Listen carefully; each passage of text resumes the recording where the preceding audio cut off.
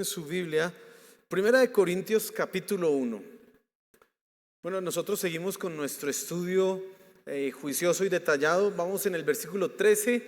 Vamos a ir mirando, hoy vamos a mirar varios versículos. ¿Y por qué no vamos versículo a versículo o frase a frase o palabra a palabra? Pues por una razón, porque nosotros tenemos que entender la Biblia en su contexto. Es decir, comprender la idea general de lo que está diciendo el autor, en este caso Pablo, porque ahí es que nosotros entendemos el sentido. Es como si usted fuera a leer la carta de alguien y le diera por solo leo la primera frase y ya con eso puedo entender lo que dice el autor. No, usted necesita entender pues todo, necesita leer todo. Las frases tienen un contexto, las palabras tienen un contexto y por eso lo vamos a hacer de esta manera. Ahora, no quiere decir que en algún momento no nos detengamos en una frase o en una palabra, pero eso según sea el caso. Hoy vamos a estar mirando desde el versículo 13 hasta el versículo 17 y quiero que piensen un momento en el título de la enseñanza. Hoy el título es Manual de Funciones. No es un título muy llamativo, no es un título muy espiritual que uno, no sé, como bendecidos por Dios o en el poder de la cruz. Un nombre así sería muy llamativo. Este es un título más bien sencillo, pero creo que va acorde al tema. Si usted no sabe qué es un manual de funciones, es el documento en donde se describen las responsabilidades y las tareas que un empleado debe llevar a cabo. Este documento dice el qué debe hacer y dice el cómo debe realizar esa tarea. Déjeme decirle que las empresas van a exigir de sus empleados y van a llamarles a cuentas, y una de las razones por la cual lo pueden despedir es precisamente porque no cumpla aquello que está en el manual de funciones. Por tanto, el empleador conoce el manual de funciones y el empleado se supone que debe conocerlo. Bueno, nosotros acá vamos, en los versículos que vamos a leer, vamos a empezar a entender un poco de la función de los líderes de la iglesia. A lo largo de la carta de Primera de los Corintios, tú vas a encontrar varias veces que Pablo habla de ese asunto, de ese tema. Entonces ese título usted lo va a encontrar varias veces. Manual de funciones, este es uno, pero luego parte 2, luego parte 3, porque vamos a encontrar una descripción de lo que deben ser y hacer los líderes de la iglesia. Entonces quiero que tú le prestes mucha atención a eso, porque hay verdades importantes que tú debes conocer. Recuerdo hace unos años llegó aquí a la iglesia una persona y nos contaba, hablábamos con ella y ¿por qué nos poníamos a hablar con ella? Tratamos de que las personas cuando llegan a la iglesia tratar de conocerlas en la medida de lo posible, y entonces estábamos charlando con ella y cómo llegaste a la iglesia y etcétera, y en una de esas preguntas ella nos contaba que el pastor donde ella asistía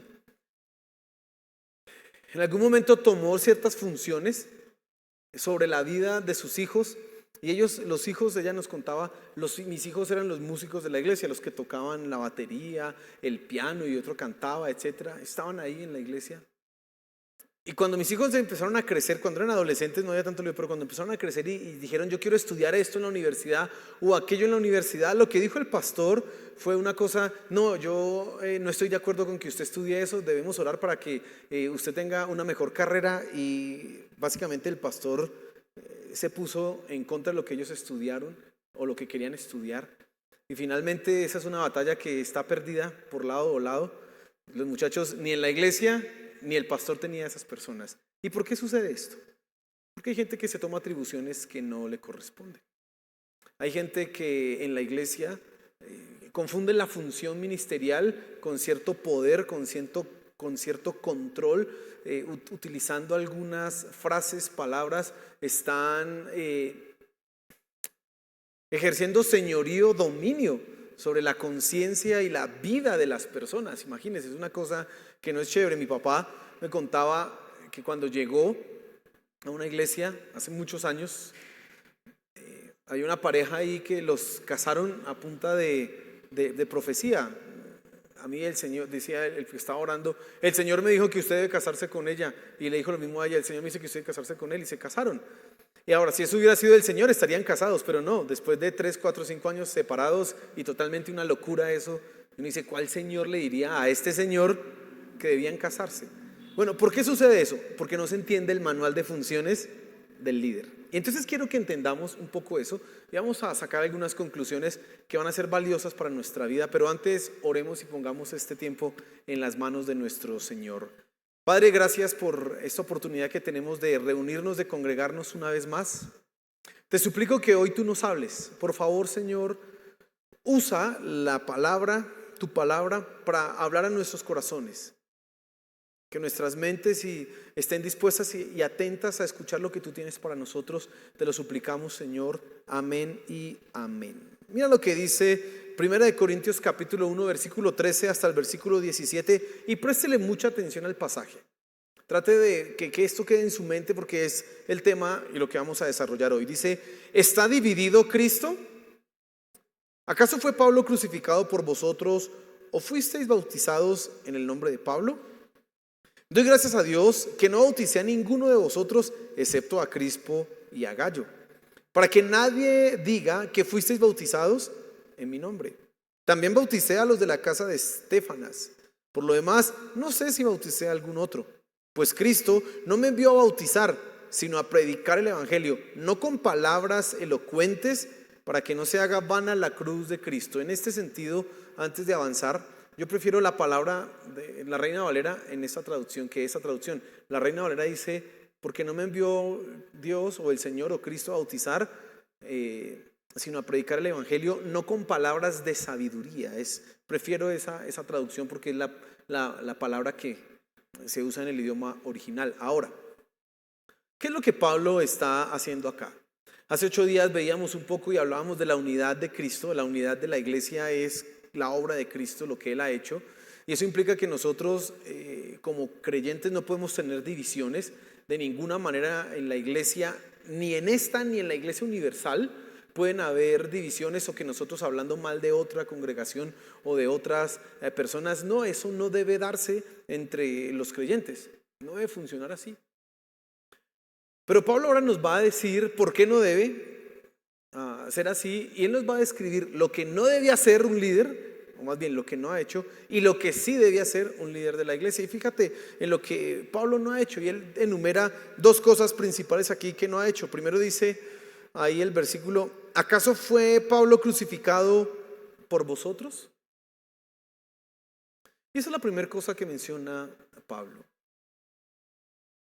Y cuando en la iglesia tenemos una persona que admiramos, una persona que queremos seguir, una persona por la cual estamos dispuestos a entrar en confrontación, es como si estuviéramos colocando a esa persona como si él hubiera muerto por nosotros y él nos hubiera otorgado la salvación. Ahora, Pablo mismo dice, yo no hice eso y ningún líder ha hecho eso. Ahora, lo segundo que dice Pablo, dice, ¿o fuisteis bautizados en el nombre de Pablo? Bueno, ni Pablo fue a la cruz, ni nadie fue bautizado en el nombre de Pablo. Y luego Pablo va a aclarar algo, a decir algo interesante acá. Y quiero que entiendas un poco el contexto para que sepas a qué punto quiere llegar Pablo.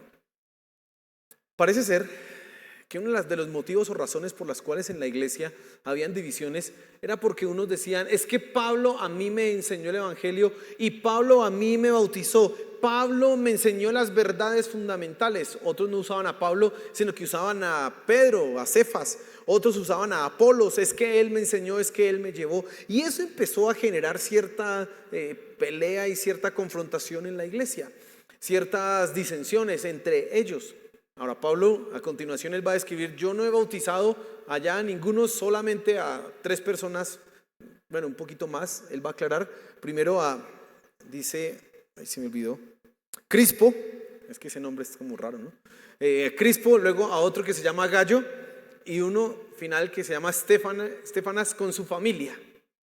Usted puede contar ahí unas 10 personas probablemente, Estéfanas y su familia. Dice, de resto a ninguno más que yo me acuerde he bautizado. ¿Y por qué Pablo hace esa aclaración?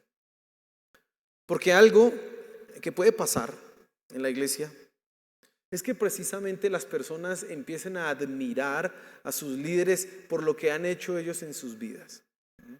Este fin de semana estuvimos en el campamento de jóvenes y a propósito estuvo muy chévere. Y algunos de esos jóvenes que fueron tocados por Dios pueden empezar a admirar a las personas que estuvieron allá. Ay, es que mi líder allá, el líder de Rock and Faith, no, es que ese día cuando hicieron esto, es que ese día cuando hicimos esto, y empiezan a generar un afecto por esa persona que luego puede convertirse en un problema en la iglesia. Pablo está atacando ese asunto. Pablo está diciéndoles, yo no he muerto por ustedes, y dos, yo no he bautizado, o más bien, en mi nombre nadie ha sido bautizado, nadie. Eso es una herejía, que alguien se bautice en el nombre de un hombre. Pero también, y creo que debemos entenderlo de esta manera, cuando Pablo dice a nadie he bautizado, es porque él entiende, ustedes no pueden reclamar propiedad o afecto o aprecio porque yo haya hecho algo en sus vidas.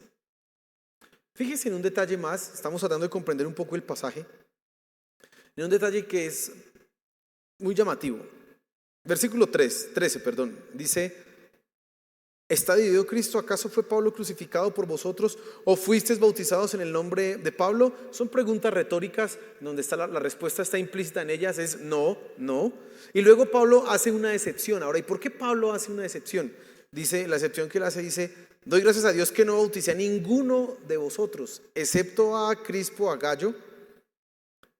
Y dice, para que nadie diga que fuisteis bautizados en mi nombre. Pablo está preocupado precisamente por esos partidismos que se están dando en la iglesia. Luego parece que él fuera a cambiar de tema, versículo 15. No, 16. Discúlpeme. Dice, también bauticé a los de la casa de Estéfanas. Por lo demás, no sé si bauticé a algún otro. Y quiero que piensen en lo siguiente. ¿Por qué Pablo, si está escribiendo las excepciones de las personas a las que bautizó, se le pasa por alto Estéfanas y tiene que agregarlo una frase después, un punto después?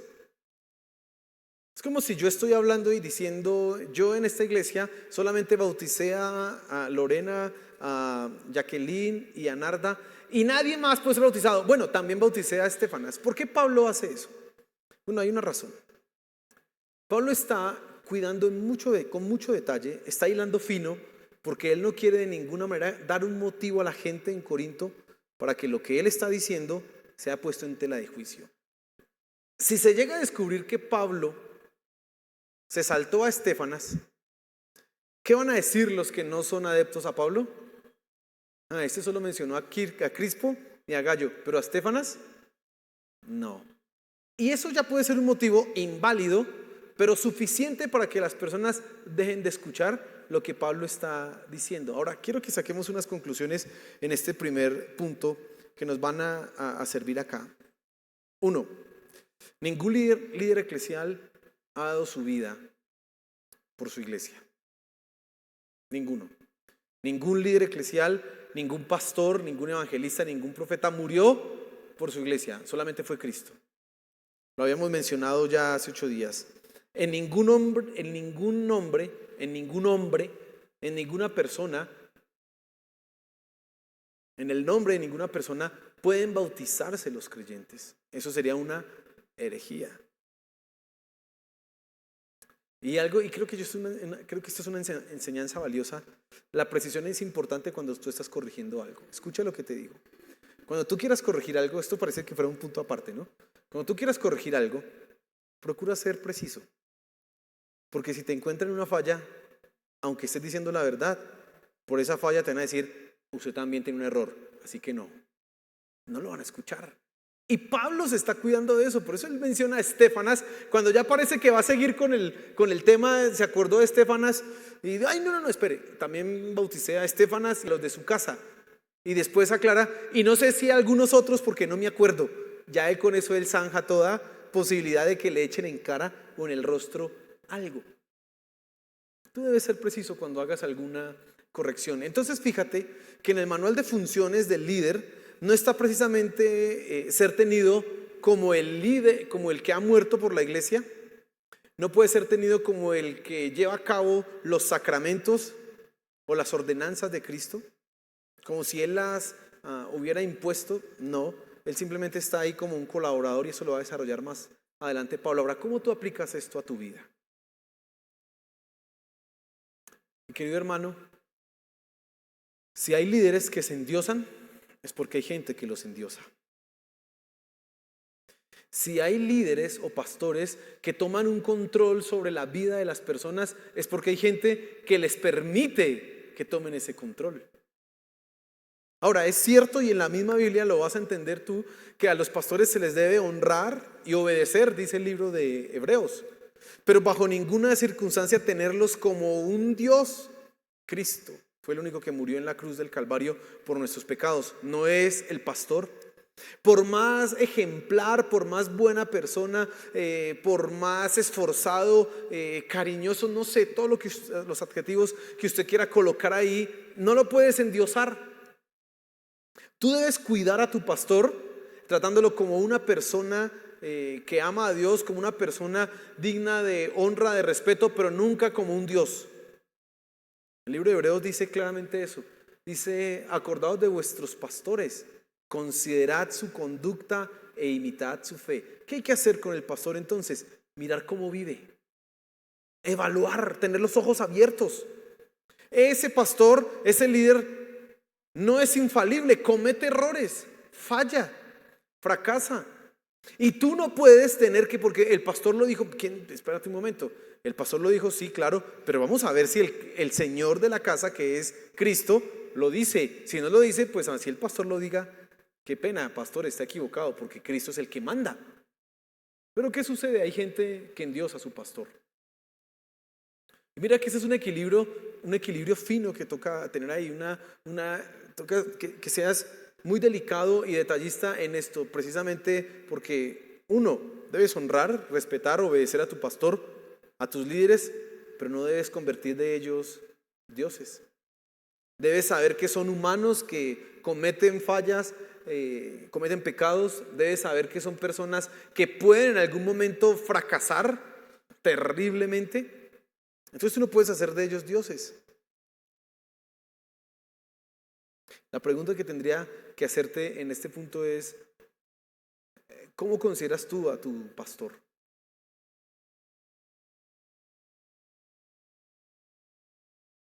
Hay algunos que están en el otro extremo, ni respeto ni honra. Pero hay otros que se pasan ya de la raya. No, ahí tiene que haber un equilibrio. Lo que nos enseña este versículo, este pasaje, cuando Pablo dice: ¿acaso Pablo murió, fue a la cruz, fue crucificado? ¿Acaso ustedes son bautizados en el nombre de Pablo? Está colocando la posición del pastor por debajo de Cristo. Y ahí es donde tiene que estar. Cristo es la cabeza y el pastor está debajo. Tú no lo coloques por encima tampoco. Pero en segundo lugar, Pablo sí nos muestra lo que tiene que hacer un líder en la iglesia. Y mira, entonces, lo que sí debía hacer Pablo, dice el versículo 17: pues Cristo no me envió a bautizar, sino a predicar el evangelio, no con palabras elocuentes, mejor sabiduría, no con palabras sabias o con sabiduría, para que no se haga vana la cruz de Cristo. Entonces, lo que sí debe hacer Pablo es predicar el evangelio, pero él dice algo aquí, algo un poco extraño. Dice: porque no me envió Cristo a bautizar. ¿Qué está diciendo Pablo? Cuando en la gran comisión el Señor Jesús le dijo a los discípulos: por tanto, id y haced discípulos a todas las naciones, bautizándolos en el nombre del Padre, del Hijo y del Espíritu Santo. Es decir, el Señor Jesús sí le dijo a sus discípulos que debían bautizar. Y Pablo está aquí diciendo: porque no me envió Cristo a bautizar. ¿Qué quiere decir? Exactamente, ¿qué se está refiriendo Pablo? ¿Por qué él hace esa negación y la hace de manera tan enfática? Bueno, lo que significa, y como tenemos tú y yo que entenderlo, es que para Pablo lo más importante es la predicación del evangelio y no la realización de las ordenanzas de Cristo. Y quiero que entiendas tú esto un poco. A veces nos podemos enredar nosotros con lo secundario y no con lo fundamental. Podemos estar tan preocupados porque las personas se bauticen, porque las personas participen de la Santa Cena, porque las personas hagan las clases, pero no nos hemos preocupado porque entreguen su vida a Cristo. No nos hemos preocupado porque ellos precisamente entiendan que necesitan rendir su corazón a Cristo Jesús, rendir su vida, entregarla completamente a Él. No, colocamos primero el bautizo y después que se conviertan, y a veces nunca se convierten. No pasa. Por el contrario, cuando una persona se convierte, cuando una persona entrega su corazón a Cristo Jesús, créame que no hay que decirle que se bautice. Está preguntando, ¿y cuándo me puedo bautizar? ¿Qué toca hacer para bautizarme? Está ansiosa por obedecer al Señor Jesús. Pero no, Pablo está colocando en orden de prioridades, o está estableciendo el orden de las prioridades en el llamado ministerial. Él está estableciendo, no estoy enviado yo a bautizar como si fuera lo único o absoluto de mi ministerio, sino precisamente a proclamar el evangelio. ¿Y cuál era el evangelio? A Cristo Jesús. Ahorita más adelante lo va a describir, lo va a mostrar cómo es el evangelio. Pero Pablo entonces está diciéndoles, venga, ustedes están allá, y seguramente eso pasaba en la iglesia de Corinto, están allá metiéndose en discusiones, en facciones, en grupos, que porque este me bautizó, ay, a mí me bautizó Pablo, ay, sí, el gran apóstol, no, a mí me bautizó uno que vio al Señor Jesús, Pedro, y otro le echaban cara, no, pero ese negó a Jesús, así que usted quedó hasta mal bautizado. Bueno, todas esas discusiones y peleas que podría haber, y Pablo les está diciendo, venga, la cosa es muy sencilla, lo más importante aquí es proclamar a Cristo, no que se bauticen o no se bauticen.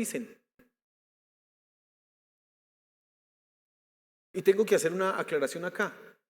No quiere decir que no bauticemos a las personas. No quiere decir que no es importante que tú te bautices. No quiere decir que la iglesia no debe preocuparse porque sus creyentes se bauticen. Simplemente lo primero es que conozcan a Cristo. Ya lo demás viene por consecuencia. Pero a veces no pasa eso. Y tú deberías pensar exactamente las mismas cosas. Mira, a ti no te debería preocupar ahora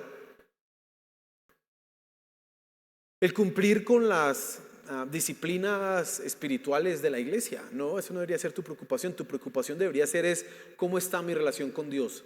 Otra forma de decirlo es, he aceptado a Cristo Jesús en mi corazón. He rendido mi vida a Él. Porque si no has hecho eso, que es lo básico, que es lo fundamental, así cumplas todo lo demás, de nada sirve. Mira, la gente puede engañarse viniendo a la iglesia, yo voy a la iglesia, yo canto las canciones, yo quiero enamorarme más de ti, enséñame, ay, canta las canciones tan lindas, viene y incluso hasta da sus diezmos, logran superar ese egoísmo y esa ambición que tenemos los seres humanos, y entonces dan sus diezmos, participan en esto, hasta incluso pueden tomar las clases en la iglesia, parecer tan juiciosos, tan disciplinados, pero si no han entregado su vida a Cristo Jesús, si no han nacido de nuevo, todo eso es tiempo perdido. Porque lo fundamental es Cristo. Lo fundamental es que tú lo reconozcas a Él como tu Señor y Salvador. Y si no es de esa manera, has perdido el tiempo. Y tengo que preguntarte a ti. Yo conozco a la mayoría de los que están acá esta noche. Los conozco ya de mucho tiempo, algunos, otros no tanto. Pero tu preocupación hoy debe ser, ¿mi corazón está rendido a Cristo? ¿He entregado mi vida a Él? Mira, hay gente que llega a la iglesia buscando la solución a sus problemas. Claro, escuchan por allá, alguien les dice, mire, vuelva a ser cristiano y verá que se le acaban los problemas. Y eso es verdad, eso es una verdad en parte. ¿Por qué digo verdad en parte? Porque cuando tú conoces a Cristo se te acaban los problemas. Pero digo en parte por una razón. Porque muchas de las situaciones que tú buscas que se solucionen no se van a solucionar así como tú esperas que se solucionen. Pero el problema más grande que tú vas a acabar, o el problema más grande que va a ser solucionado una vez que vienes a la iglesia, probablemente es el que menos estás interesado en solucionar, y es el que debes estar preocupado por arreglar. ¿Cuál es ese problema? Tu relación con Dios. ¿Has rendido tu vida a Cristo Jesús? Pero hay gente que viene a buscar es que le solucionen los problemas emocionales, es que sufro depresión, o estoy tan estresado, o relacionales, es que mi matrimonio va mal, y yo he escuchado que ya en la iglesia Dios arregla los matrimonios, o con los hijos, o económicos, yo no sé cuál problema. Pero en realidad lo que tú necesitas es a Cristo, a Jesús. Todo lo demás se puede arreglar, sí, pero si no entregas tu vida a Cristo Jesús, has perdido el tiempo. Así tengas un milagro, así venga de lo alto una revelación de Dios, un milagro, y seas curado de un cáncer, de una cosa así, si no has rendido tu corazón, estás sano de cáncer, pero te irás al infierno igual. Eso no. tú, qué bueno que tengas el milagro, seas sano de cáncer, pero que tengas, no, sano de cáncer o con cáncer, pero ir al cielo, punto. Pero para eso necesitas entregar tu vida a Cristo Jesús. Y es lo que está diciendo Pablo. No es que él esté negando la importancia del bautismo.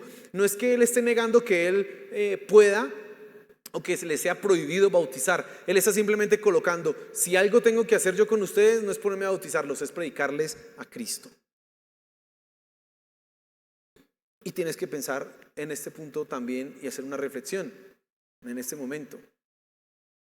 ¿Qué estás buscando tú cuando vienes a la iglesia? ¿Estás buscando a Cristo?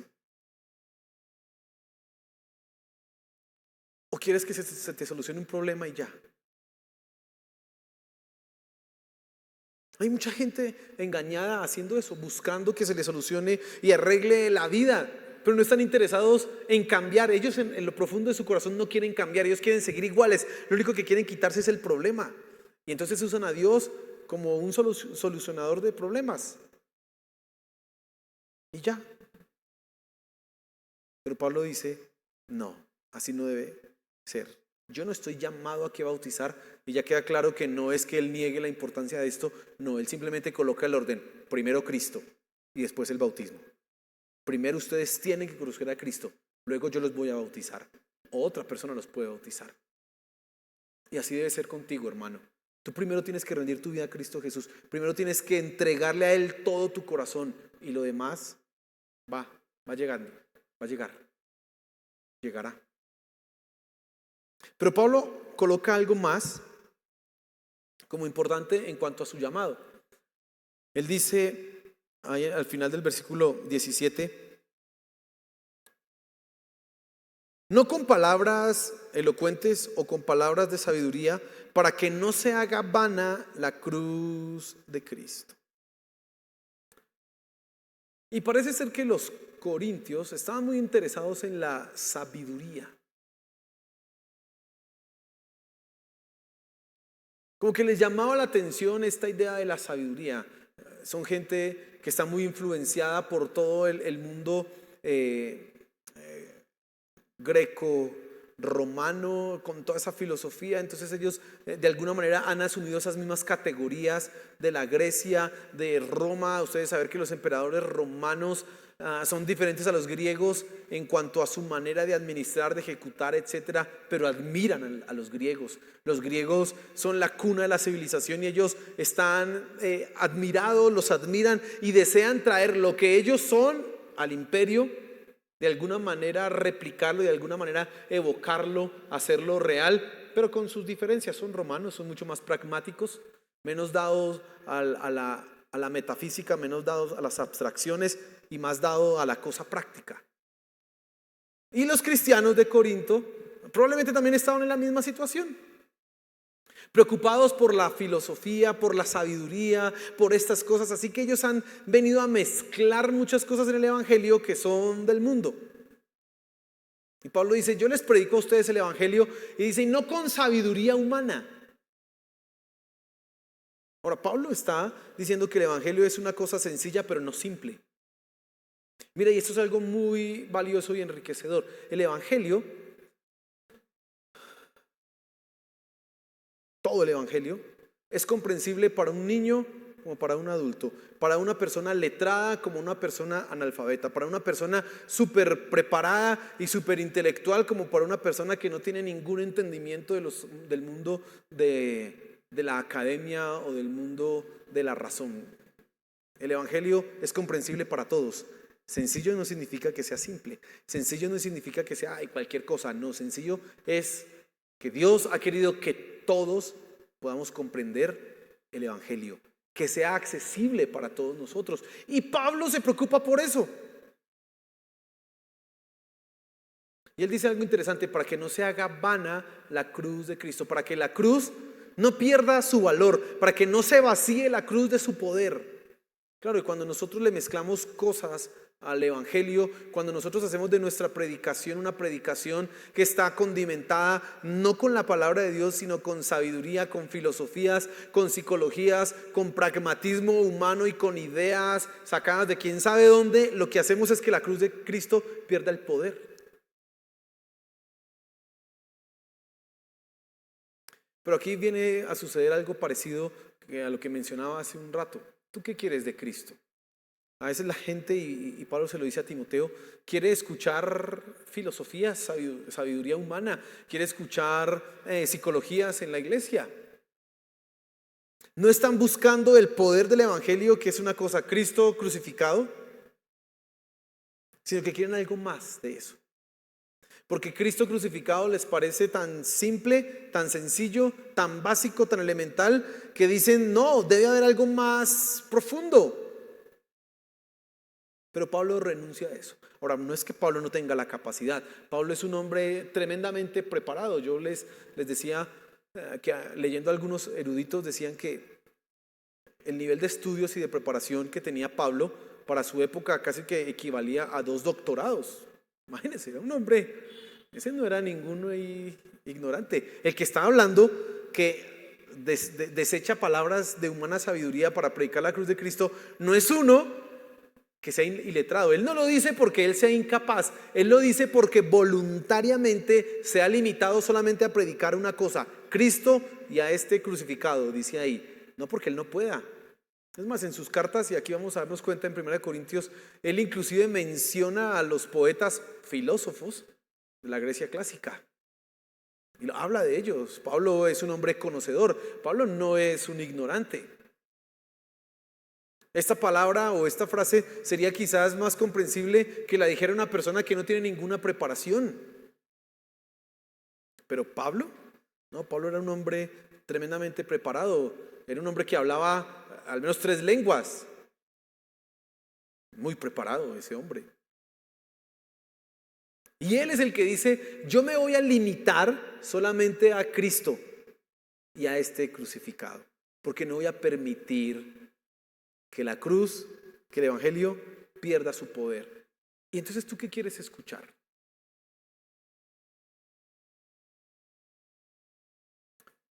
A veces cuando estoy preparando los mensajes, una de las cosas que uno hace es, bueno, ¿ahora qué le predico a la iglesia? No, uno está preguntándose. Porque uno quiere como algo novedoso. Pero resulta que después de un tiempo usted ya no va a encontrar nada novedoso en la Biblia, porque ya los temas básicos y principales ya los tocó. Ya quizás si ha avanzado un poco más, toca algunos menos comunes y menos normales. Pero ya déjeme decirle que después de unos años usted ya ha escuchado lo básico y hasta lo un poquito más difícil, pero novedoso. ¿Sabe dónde aparece lo novedoso? En las sectas. Entonces aparece un predicador por allá diciendo que estuvo también en el mismo portal que estuvo el apóstol Juan en la isla de Pasmos, entonces que él tiene ahora la nueva revelación del Apocalipsis. Así sí sale algo novedoso, pero usted ya sabe que eso es un error. ¿O quieres escuchar no la nueva revelación de la isla de Patmos, sino quieres escuchar filosofía? ¿Qué quieres tú escuchar? Entonces uno como predicador tiene ese problema de a veces sonar repetitivo. ¿Qué tengo que hacer yo cuando leo este pasaje? Pues si sueno repetitivo por predicar a Cristo y a este crucificado, pues que suene repetitivo, porque eso es lo que tengo que predicarle a la iglesia. No tengo que hacer otra cosa. Y tú tienes que hacer el mismo ejercicio en tu corazón. Tengo que escuchar la palabra de Dios, y si vuelven a hablarme de Cristo crucificado y de rendir mi corazón a Él como lo escuché hace 20, 15 o 10 años, pues no importa, escúchalo, hermano, porque eso es el mensaje. Y Pablo está enseñándonos entonces algo fundamental que tú tienes que poner en práctica hoy y tienes que pensar. Y es que quieres escuchar.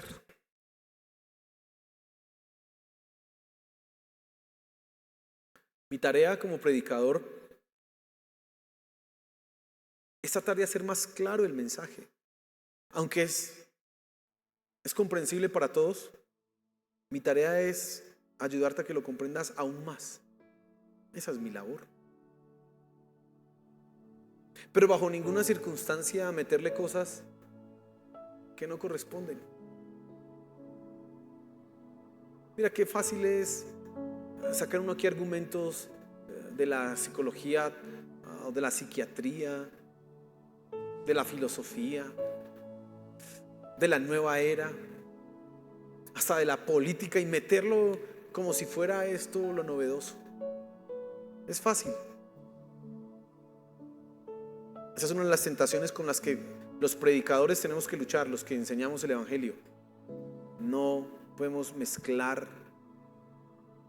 lo del mundo con la cruz de Cristo. No podemos hacerlo.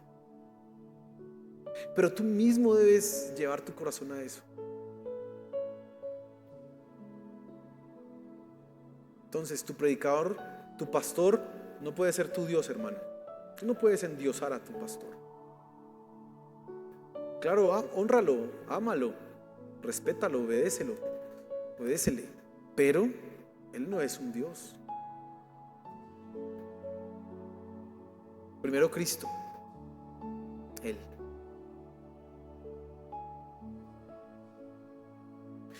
Pero cuando tu pastor te está enseñando, tú mismo debes sujetar tu corazón a escuchar a Cristo y a este crucificado, y no con cosas enredadas ni extrañas. Es Cristo. Y con eso tu corazón y tu vida está más que nutrida, más que suficiente. Si tú haces eso, vas a cuidar a tu pastor de que caiga en la tentación, Yo me tengo que cuidar de eso. Pero si tú te aseguras de buscar siempre que te enseñemos la palabra de Dios, a mí me ayudarás a decir: no, esta gente solo es la palabra de Dios, no le puedo salir con cuentos por allá raros.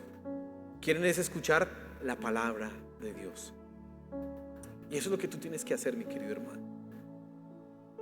Entonces Pablo nos está mostrando, nos está dando el primer acercamiento al manual de funciones. Él no ha muerto por nadie. En el nombre de él nadie se puede bautizar, así que él tiene una posición que está subordinada a Cristo. Él está debajo de Cristo. Pero también él ha sido llamado a predicar el evangelio. Cristo, solo Cristo. Y hacerlo de una forma sin mezclar cosas del mundo en su mensaje. No hacerlo... aquí sí es interesante lo que dice la palabra elocuencia, y creo que la traducción de la LBA, que es la que estamos leyendo, también puede ser instructiva en algo. Los traductores probablemente decidieron usar la palabra elocuencia en lugar de sabiduría por una sencilla razón, porque también por medio de la predicación, en lugar de confiar en el poder de Cristo, podemos confiar en el poder de nuestra persuasión, en la capacidad de hablarte de tal manera que tú seas convencido porque tus emociones han sido movidas y no porque tú hayas rendido tu corazón a Cristo Jesús. Tampoco eso debe hacerse. Tú debes rendir a Cristo Jesús sin que tu voluntad sea violentada. Tú debes rendirte a Él sin que esas presiones vengan acá. No, eres tú voluntariamente ante Cristo. Evalúa cómo tienes tú a tus pastores.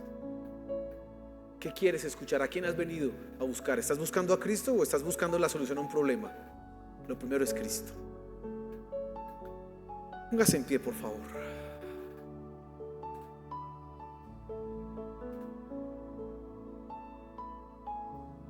Señor, gracias por tu palabra. Gracias. Hoy entendemos, Señor, que nuestros líderes no pueden ser dioses. Están subordinados a ti, mi Señor. Tú fuiste el que entregaste tu vida en la cruz del Calvario por amor a nosotros. Tu sangre fue derramada por amor a nosotros, Señor. Nuestros pastores, gracias por sus vidas, pero no pueden estar en una posición que no les corresponde. Eres tú, mi Señor Jesús. Eres tú. Ayúdanos, Señor, a buscarte a ti y no buscar cosas secundarias, a no perdernos en lo secundario, sino buscarte a ti. Por favor.